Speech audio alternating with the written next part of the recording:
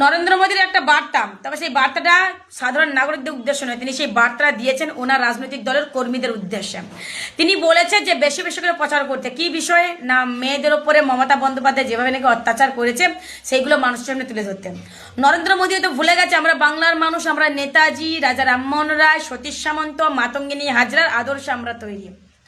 আমরা কিন্তু দেখেছি মণিপুরের ঘটনা, বিজেপি শাসিত রাজ্য, কিভাবে দলিত পরিবারের দুজন মহিলার উপর অত্যাচার করা হয়েছিল।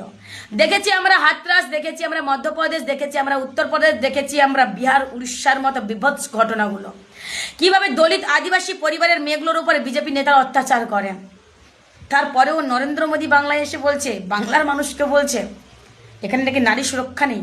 আরে নারীদের যদি সুরক্ষা না হয়ে থাকে তাহলে বিজেপির হয়ে মা কাকিমারা ভোট চাইছে কি করে? এটা তার বিজেপি শাসিত রাজ্য নয়, এটা মমতা বন্দ্যোপাধ্যায়ের রাজ্য। তাহলে স্বাধীনতা আছে কি নেই ওই কাকিমাগুলোই বলে দেবে। আর ওরা